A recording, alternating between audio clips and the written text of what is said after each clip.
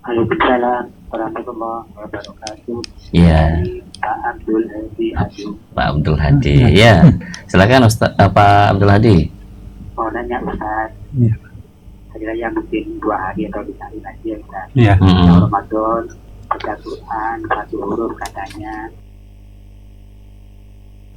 Saya yang mungkin 2 hari atau 3 hari lagi ya Ustaz. Iya. Ramadan, baca Quran, 1 huruf katanya. Ya. Hmm. Yang kedua Ustaz, ibu saya meninggal kira-kira tahun 60. Sementara anaknya 3, 2 laki-laki, 1 perempuan. Ya, sempat wasiat masalah tanah rumah. Sementara panjangnya dari depan itu ke belakang 50 meter, dari kanan ke kiri 19 meter. Jadi yang ngobrol tanah itu keponakan saya. Sementara keponakan saya itu anaknya Pak Guru itu yang perempuan ngambil 7 meter. Biasanya kan saudara perempuan itu berparu kan ya. Sementara saya sendiri laki-laki kebagian 5,5.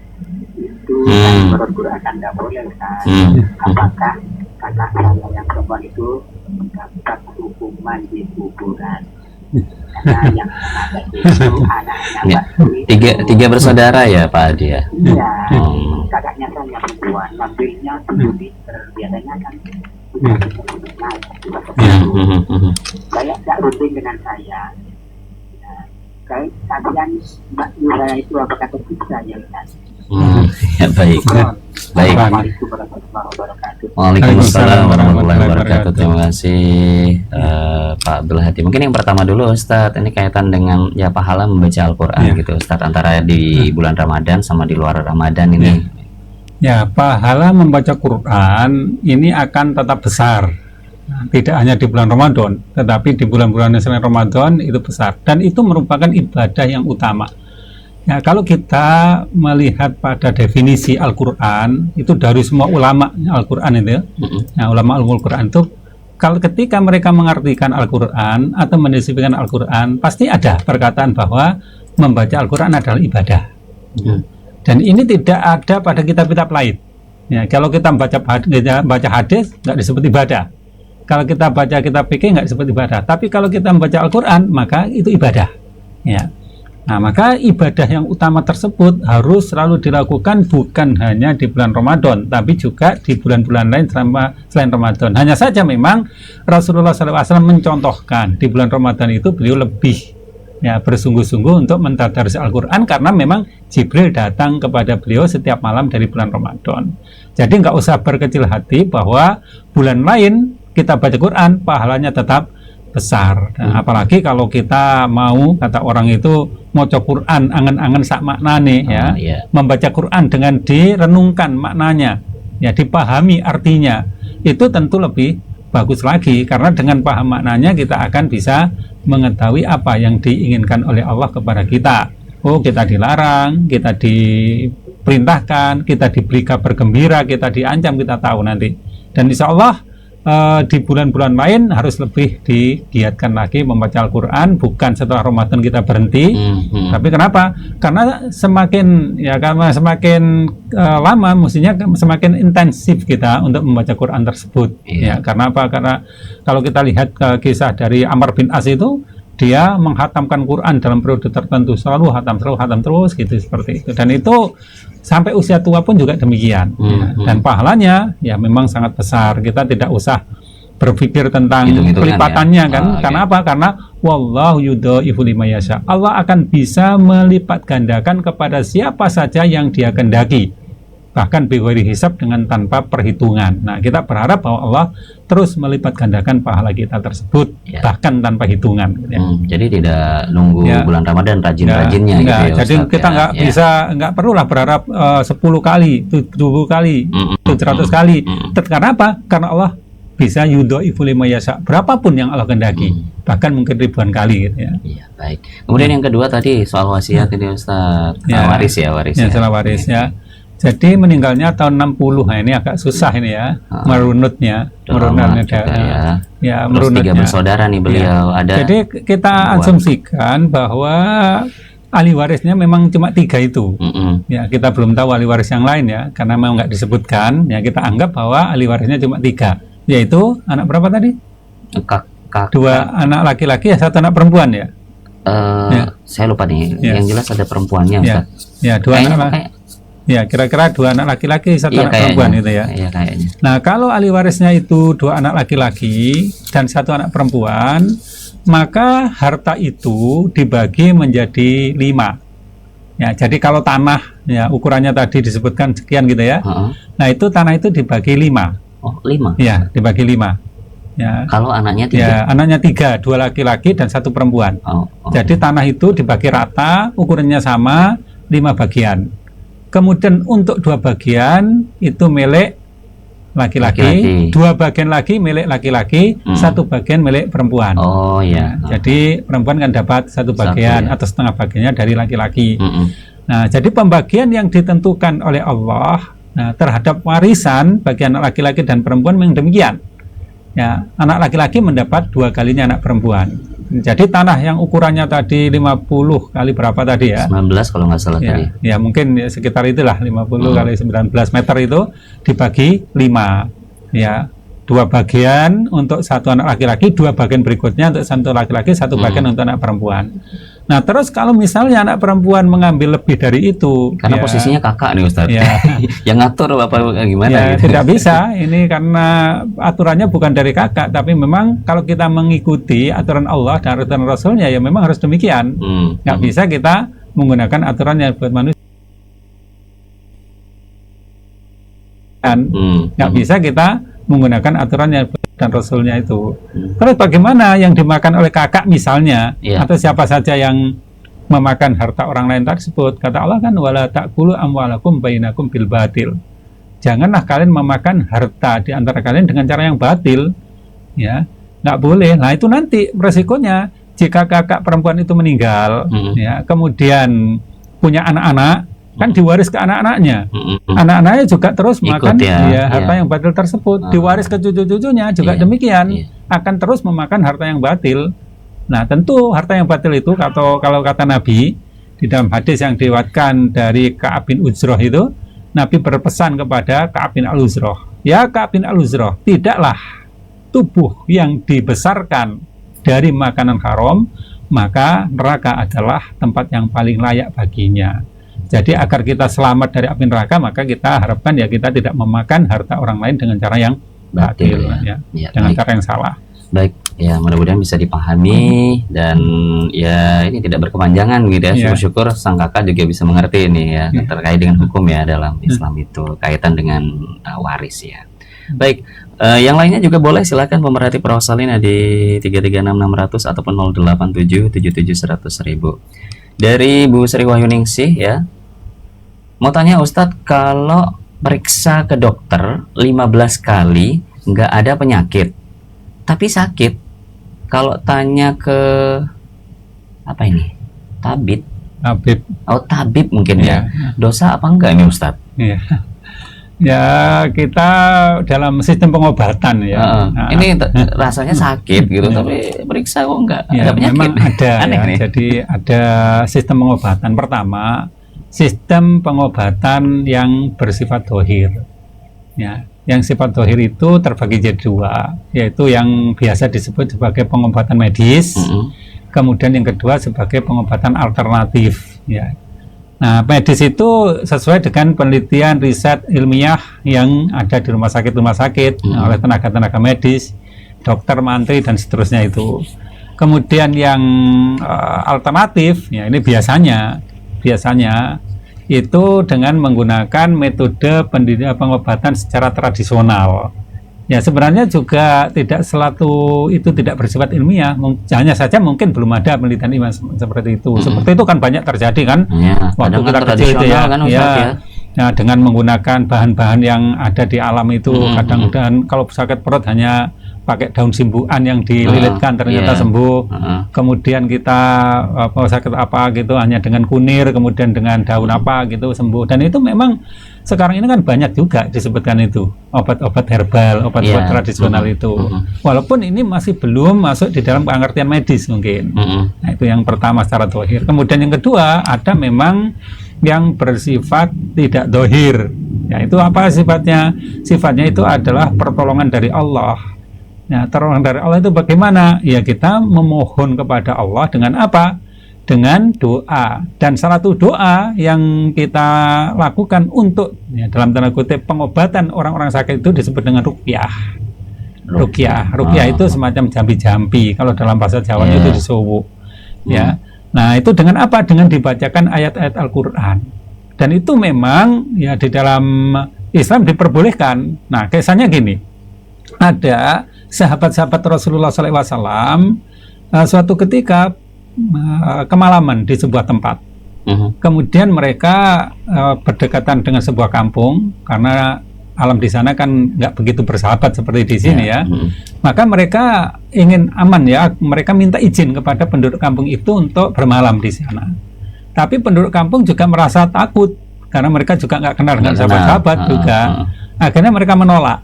Ya, akhirnya sahabat-sahabat membuat perkemahan di luar kampung tersebut. Nah, di tengah malam ada kasus kepala suku itu menerima musibah, entah disengat kalajengking atau dipatok ular gitu. Akhirnya mengalami sakit. Nah, dicarilah pengobatan di sekampung itu dan tidak ada yang bisa. Kemudian salah seorang di antara mereka datang kepada sahabat-sahabat, kemudian bertanya kepada mereka, adakah kalian yang bisa ngobati? Maka ada sahabat yang datang, kemudian membacakan Al-Fatihah kepada kepala suku tersebut. Nah, dengan izin Allah sembuh. Maka akhirnya sahabat bukan hanya diperbolehkan menginap di kampung itu, tapi diberi hadiah beberapa ekor kambing. Nah, kemudian sahabat-sahabat mengatakan, kita tidak akan makan kambing ini sebelum datang kepada Rasulullah untuk mengadukan itu. Maka mereka pun datang kepada Rasulullah dan mengadukan hal tersebut, menanyakan hal tersebut. Maka Rasulullah SAW mengatakan, dari mana kalian tahu bahwa Al-Fatihah adalah ar-ruqyah? Jadi Al-Fatihah itu adalah sebuah sistem pengobatan, cara pengobatan, ya, ruqyah. Dengan cara apa dibacakan Al-Fatihah itu? Maka Rasulullah SAW pun juga akhirnya ya minta pada sahabat-sahabat kambing itu ya dimakan bersama gitu, gitu. Dan itu merupakan salah satu contoh pengobatan yang bukan menggunakan metode yang pertama tadi, baik medis maupun non medis atau herbal, tapi menggunakan doa. Doa itu berupa bacaan Al-Quran. Dan itu memang bisa untuk penyakit-penyakit yang katakanlah ada unsur unsur dohirnya dan juga unsur yang tidak dohir. Kenapa? Karena memang ada gangguan-gangguan yang bisa disebabkan oleh unsur yang tidak dohir. Apa itu? Kan yang sihir. Sihir. Dan sihir itu memang sebuah fenomena yang tidak bisa diingkari. Dan Al-Quran banyak menyebutkan tentang kasus sihir. Hadis pun juga demikian. Maka barangkali ibu tersebut itu terkena gangguan sihir, maka salah satunya memang bisa menggunakan metode ruqyah tersebut. Ya. Nah, Al-Quran juga menyebutkan wa idza maridtu fa huwa yasfin. Maka jika aku sakit, maka dialah Allah yang akan menyembuhkannya, gitu ya. Asalkan ini ya, yang mungkin apa namanya, entah itu tabibnya atau apa, ini yang tidak mengarah kepada syirik ya Ustaz. Ya, yang memang nggak syirik, dan syirik itu mutlak dilarang, mutlak dilarang. Jadi ya bukan sekedar tabib dalam arti orang yang terkenal atau biasa disebut orang pinter gitu ya, tapi memang menguasai metode pengobatan tersebut. Baik Ustadz, kita jeda dulu pemerhati Salina karena waktu maghrib untuk hari ini. Nyambung pertanyaan tadi tuh, anak hasil selingkuh nih Ustadz. Kalau mau nikah yang jadi wali bukan bapak biologisnya, karena yang mau jujur malu itu, gimana hukumnya Ustadz? Ya, ini jadi siapa saja ini menjadi peringatan ya, yang melakukan perbuatan secara tidak benar tadi, itu akibatnya kadang-kadang tidak hanya diterima oleh yang bersangkutan, akibatnya itu diterima oleh orang lain. Nah, bayangkan anak ya, yang terlahir dengan tanpa dosa dan nggak bawa dosa warisan itu, terlahir tanpa dosa, harus menanggung malu akibat dari perbuatan orang tuanya tersebut. Maka yang apa itu nanti kasihan kan anak-anaknya itu ya, terlahir dalam kondisi seperti itu. Maka ini juga jadi pertimbangan yang harusnya kita semuanya menyadari bahwa jangan sampai perbuatan kita itu merugikan kepada orang lain. Ya, ini memang unsur malu itu wajar Ya, dan malu itu memang bagus. Rasulullah SAW pun mengatakan bahwa al-haya'u minal iman. Rasa malu itu adalah bagian dari iman. Berarti ada rasa malu, berarti masih ada iman gitu. Terus bagaimana dengan kasus ini? Ya mestinya anak yang tidak ikut menanggung, tidak perlu menanggung dosa tersebut, ya, yang merasa malu tersebut, itu harus disiasati ya. Kasihan memang, apalagi nanti dalam tanda kutip, kalau dalam kriteria Nabi SAW, yang wanita yang paling berhak dinikahi itu, yang pertama adalah lijamaliha karena kecantikannya, kemudian yang kedua limaliha karena hartanya, kemudian yang ketiga adalah lihasabiha karena nasabnya, kemudian yang keempat adalah walidiniha karena agamanya. Nah, mana yang lebih tepat? Ya lebih tepat memang karena agama, tapi memang karena nasab itu, leluhur, keturunan itu menjadi satu pertimbangan. Nah, nanti juga akan menjadi beban bagi anak jika ya calon suami tahu ternyata anak hasil zina gitu. Sebenarnya tidak masalah juga bagi anak nggak berdosa. Cuma kadang-kadang ada beban bagi laki-laki tersebut. Maka harus dipikirkan betul oleh orang-orang yang melakukan hal-hal yang nggak benar tersebut, bahwa dosa itu bisa berefek ya secara sosial kepada yang tidak bersalah. Keturunannya ya, juga ya. Terus bagaimana solusinya? Nah, sekarang mungkin ada solusi yang bagus itu kalau pernikahan itu tidak dilakukan di rumah, tapi dilakukan di KUA itu mungkin bisa dijadikan pakai wali hakim tadi ya. Iya, pakai wali hakim. Ya, lagi pula kalau di sana konon ya saya belum pernah juga belum tahu ya, konon harganya itu biayanya lebih murah gitu loh dibanding kalau di KUA gratis Ustaz. Nah, kalau ketentuan pemerintah Ustaz. Kalau di luar itu 600. Nah, ya, jadi kan lebih murah kan menghemat uang gitu. Jadi ya untuk apa? Untuk menghilangkan mudorot. Mudorot rasa malu itu kan secara sosial kan nilainya mahal itu ya. Ya, ada harga yang bernilai mahal itu. Jadi dengan cara seperti itu semoga anak itu tidak mendapatkan mudorot yang berkelanjutan. Baik Ustadz, ada pertanyaan ini dari 082335 sekian. Ustadz mau tanya, kalau zakat hanya, ini zakat apa dulu nih? Kalau zakat hanya ngomong lewat telepon, apakah sah zakatnya Ustadz? Terus barangnya dikasih waktu setelah lebaran. Oh ini kayak, enggak tahu ini apa zakat fitri apa zakat mal, nggak ngerti nih. Ya. Telepon dulu, saya mau berzakat gitu ya. Baik. Ya kalau zakat mal, zakat harta kita itu ya sebenarnya gini ya. Akad zakat itu memang tidak harus itu disampaikan sekaligus harta itu. Ya, contoh misalnya orang berkewajiban zakat. Ya ini zakat mal secara khusus ya. Ya, orang berkewajiban zakat. Ya, sebelum halnya tiba, ya misalnya halnya kan 1 tahun. Sebelum waktu 1 tahun itu boleh dia mengeluarkan zakatnya. Nah, ditunggu sampai 1 haul, nah tiba, dia baru mengeluarkan juga nggak apa-apa. Ditunda sebenarnya juga nggak apa-apa. Ya, waktu haulnya tiba tapi tidak keluarkan, tapi ditunda. Ya. Tapi nggak sampai 2 tahun nih. Nggak 2 tahun nggak apa-apa, cuma double aja nanti. Nggak apa-apa, nggak ada larangan untuk menunda tersebut. Ya, larangannya ya khawatir nanti ada kesibukan atau kerepotan yang lebih besar saja. Tapi boleh sebenarnya itu. Seperti hutang puasa itu tidak harus dilakukan atau dibayarkan di tahun tersebut. Ya, boleh tahun berikutnya, walaupun sebagian ulama kan menambahkan dengan fidyah ya sebagai denda gitu. Nah, kalau zakat itu dilakukan zakat mal, dilakukan seperti itu nggak apa-apa juga. Atau misalnya ya, orang menanam tanaman ya, dia sudah biasa menanam hal tersebut dan sudah bisa memperkirakan bahwa hasilnya itu akan melebihi dari 1 nisab. Ya. Ya, padahal itu belum ada hasil, tapi kebiasaan memang demikian. Maka sebelum panen dia sudah tunaikan zakatnya. Karena apa? Hasilnya biasanya memang seperti ini gitu. Ya nggak apa-apa juga. Nah, sehingga ketika panen, nah ini tidak perlu mengeluarkan zakat lagi. Nah, termasuk juga zakat itu. Nah, kalau zakat fitri bagaimana? Zakat fitri ini memang dikeluarkan qabla khurujin nas ila shalah. Ada salat atau musalla. Sebelum keluarnya orang kepada salat, ya. Tapi kalau sudah keluar dari sholat, selesai sholat, maka tidak disebut sebagai zakatul fitri, tapi disebut sebagai sodakoh, min sodakot, ya, sodakoh dari sodakoh yang ada. Nah, kalau penunaiannya, ya, misalnya akadnya sudah dilakukan sebelumnya, kemudian penunaiannya atau penyerahan barangnya dilakukan setelahnya, insya Allah itu sudah masuk dalam kategori sedekah fitri yang makbul. Artinya Sedekah ya? sedekah fitri atau zakat fitri. Oh, ya. zakat. Ya, sedekah fitri atau zakat fitri yang ya benar, artinya dibolehkan gitu.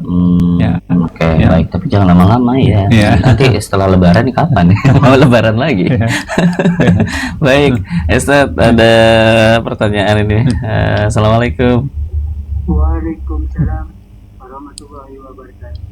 Ya, Pak Cimuhid ini. Ya, Pak Surur, Pak Ustaz, Assalamualaikum. Waalaikumsalam warahmatullahi wabarakatuh. Pak Halo, Pak Ustaz. Alhamdulillah, nabi khair. Tahu gini Ustaz, tentang kemarin yang disampaikan oleh Pak Ustaz tentang utang-utang kepada majelis yang begitu, Pak Ustaz. Ada satu redaksi hadis itu, Pak Ustaz, mu'allaqun baina sama wal ard. Di arrohnya itu tergantung-gantung di atas sana, di bawahnya, di tengah-tengah antara bumi dan langit. Nah itu umpamanya tidak di utangnya belum Dilunasi. ya, ini apakah tetap begitu? Hadis itu redaksinya apa, dok? Bapak dok? Iya. Jadi kalau memang dok, kenapa ini selalu muncul ketika ada orang yang yang wafat, yang meninggal, selalu dimunculkan itu, Pak Ustaz. Iya. Maksud saya membaca. Iya. Iya. Kalau ada kesempatan. Ya. Baik. Saja, Pak Ustaz. Semoga Mas Anto, Pak Ustaz, menyebut dari kebenaran sehat selalu. Amin, amin ya Sama-sama. Rabbal. Terima kasih. Assalamualaikum warahmatullahi wabarakatuh. Waalaikumsalam warahmatullahi wabarakatuh, Iya. Pak Cimuhid ya. Baik, silakan Ustaz. Ya, baik. Pertama, ini ada dua hal kayaknya yang perlu kita diskusikan. Yang pertama tentang hadis dhaif tadi ya. Kenapa hadis dhaif itu sering dimunculkan? Ya memang kadang-kadang terus dimunculkan ketika orang belum tahu tentang status hadis tersebut. Ya, karena belum tahu hadis tersebut, akhirnya dianggap hadis sahih, akhirnya dimunculkan terus-menerus. Nah, untuk mengetahui hadis itu sahih dan tidak, memang ada ilmunya yang disebut dengan ilmu mustalahatul hadis itu ya, ilmu mustalah hadis. Nah, di situ kita tahu apakah hadis ini bisa dipertanggungjawabkan atau tidak. Atau kalau kita membaca hadis Bukhari misalnya, sahih Bukhari dan sahih Muslim, maka kita nggak perlu meneliti tentang sanadnya, itu dipastikan sahih. Kalau kita membaca kitab Sunan Abu Dawud, nah Abu Dawud nanti akan memberi penjelasan terhadap hadis yang diriwayatkan itu. Oh, ini sahih, ya, ini dhaif karena apa gitu. Kalau Sunan Abu Dawud demikian. Kalau nggak ada ya kita harus mencari sendiri, meneliti sendiri apakah ini sahih atau tidak. Atau kita juga bisa merujuk pada ulama-ulama hadis yang ada. Ya. Jadi kadang-kadang memang demikian karena belum tahu statusnya akhirnya muncul terus gitu. Yang kedua adalah tentang hadis yang sering muncul tadi, yang Pak Haji Abdul Muhid juga sering menyampaikan, itu adalah hadis yang diriwayatkan oleh Tirmidzi, di mana Rasulullah SAW mengatakan nafsul mu'min mu'alaqatun bidaihi, ya, hatta yuqdu anhu, ya. Jiwa seorang mukmin itu akan tergantung dengan utangnya sampai dia akan ditunaikan. Ya, jadi ini mengisyaratkan kepada kita bahwa ya jiwa orang mukmin itu tidak bisa ya, langsung selesai hisabnya sebelum masalah utang piutang di antara sama manusia itu dituntaskan. Ya, jadi misalnya ini kan ada contoh ini ya. Di dalam hadis yang diriwayatkan oleh Muslim, Rasulullah SAW mengatakan yughfaru lisyahid kulla dambin illa dain. Akan diampuni bagi orang-orang yang mati syahid semua dosanya ilad dain kecuali hutang. Nah, artinya orang mati syahid ini kan dijanjikan oleh Allah yughfaru ya li syahid kula dambin, semua dosanya akan diampuni ya. Nah, tetapi dia tidak bisa masuk surga karena apa? Terhambat dengan hutang. Nah, sehingga utangnya nanti harus diselesaikan dulu. Nah, bagaimana penyelesaiannya? Nanti di pengadilan Allah, entah pahalanya dikurangi atau dosa dari orang yang dihutangi tadi diberikan kepada dia, atau Allah nanti akan mengampuni. Ya, bisa jadi Allah mengampuni di hari tersebut. Jadi ini tidak otomatis bisa selesai sampai ditunaikan. Nah, penunaian itu bisa jadi kalau di dunia kita bayar dengan uangnya, kalau di akhirat menunggu pengadilan Allah yang bisa jadi nanti berupa pertama dosanya akan diberikan kepada orang yang utangi, atau dosa orang utangnya akan diberikan kepadanya, atau Allah akan mengampuni. Nah, jadi mu'akalaqatun bidaini ini adalah dia tergantung tidak bisa masuk surga secara langsung. Jadi harus menunggu pada pengadilan Allah nanti. Ya, jadi makanya kalau ada orang yang meninggal itu memang sangat ditekankan agar masalah hubungan dengan sesama manusia itu tuntas. Selesai, ya, termasuk mungkin bukan hanya utang dalam hal harta ya, mungkin tanggungan-tanggungan yang lain juga harus dituntaskan sehingga tidak ada kendala nanti untuk masuk surga. Kalau urusan dengan Allah kan bisa dengan mudah diselesaikan dengan pertama taubat, kemudian istighfar. Tapi manusia ini kan ada hak adami yang harus ditunaikan. Ya. Baik Ustadz, untuk Anda pemerhati Prosolina yang juga ingin bergabung tapi sabar dulu ya. Saya tanya, setahu saya kan doa iftitah ada banyak jenis bacaan yang dicontohkan. Bolehkah kita membaca doa iftitah lebih dari satu jenis bacaan doa, Ustadz? Ya baik. Doa-doa di dalam rukun-rukun sholat kita itu memang banyak yang bersifat mukhayyar. Mukhayyar itu adalah pilihan. Nah, pilihan itu karena Nabi tidak menentukan hanya satu doa. Misalnya ketika iftitah itu ada beberapa doa yang diajarkan Nabi. Ya, kemudian ketika ruku juga ada beberapa doa yang diajarkan Nabi. Misalnya Subhana Rabbiyal Azim. Kemudian Subhanakallahumma Rabbana wa bihamdika Allahumma firli. Nah, itu juga contoh. Nah, ketika duduk di antara dua sujud juga demikian. Ada beberapa doa yang diajarkan, itu mukhayyar. Jadi boleh kita milih. Nah, termasuk di antaranya iftitah. Iftitah itu adalah sebuah doa yang kita ucapkan di antara takbir dan bacaan Al-Qur'an. Nah, seperti riwayat Bukhari menunjukkan karena Rasulullah SAW yaskutu baina takbir wa bainal qiraah iskatatan. Rasulullah SAW itu diam, nah, sejenak antara takbir dan bacaan Al-Quran, yaitu diam sejenak gitu ya. Kemudian Abu Hurairah mengatakan, engkau diam sejenak ya Rasulullah antara takbir dan bacaan Al-Quran, apa yang kamu baca di situ? Maka Rasulullah SAW mengatakan, ya aqulu Allahumma ba'id baini wa baina khatayaya kama ba'adna bainal masyriqi wal maghrib. Ini salah satu contoh doa iftitah yang diajarkan Rasulullah SAW ya di dalam sholat kita. Nah, kemudian yang lain ada yang berbunyi wajah tu wajhiya lillati fataras samawati wal ard gitu. Dan ada beberapa yang lain. Nah, kalau menurut saya doa-doa itu bersifat pilihan. Artinya pilihan itu mukhayyar. Nah, boleh kita baca atau pilih salah satu di antaranya. Nah, kita boleh memilih salah satu di antaranya. Bagaimana kalau kita baca sekaligus beberapa doa? Kalau kita baca sekaligus beberapa doa dan itu tuntas, misalnya Allahumma bait selesai, kemudian kita baca iftitah lain, menurut saya nggak apa-apa, karena itu memang diajarkan Rasulullah. Kita ambil satu nggak apa-apa, kita ambil yang lain nggak apa-apa. Nah, yang menurut saya juga bisa jadi juga kadang selang-seling gitu. Ya, kadang selang-seling dan selang-seling nggak apa-apa, karena ada doa yang mungkin sangat berkesan pada kita. Contoh Allahumma ba'id baini wa baina khatayaya kama ba'adta bainal masyriqi wal maghrib. Ya Allah, jauhkan antara aku dan kesalahan-kesalahanku sebagaimana jauhnya antara timur dan barat. Nah, ini kan sangat bagus dan kita ya merasa wah saya punya banyak kesalahan. Nah, bagaimana kalau kesalahan itu selalu menyelubungi ke saya, kan nggak enak ya, berisiko gitu. Maka jauhkanlah antara aku dan kesalahan-kesalahanku, artinya mohon kepada Allah agar kesalahan itu diampuni, dijauhkan dari dirinya. Nah, sehingga tidak membayang-bayangi terus pada dirinya itu. Nah, itu contoh demikian. Nah, kemudian setelah itu dia membaca doa iftitah yang lain. Nah, menurut saya nggak masalah karena memang nggak ada keharusan doa itu dibaca satu kali.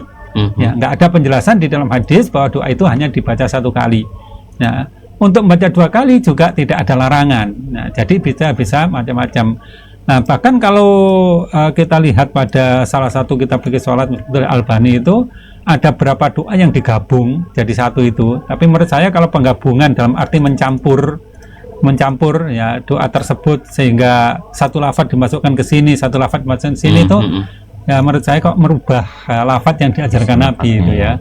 Jadi kalau saya lebih baik kita ambil satu hadis, kemudian kita baca, kemudian kita ambil lagi, kemudian kita baca secara sempurna gitu. Dan itu insya Allah karena larangan memang nggak ada, nah maka nggak apa-apa. Dan itu memang diajarkan Rasulullah ya. Yang diajarkan tapi lafaz-lafaznya ya gitu.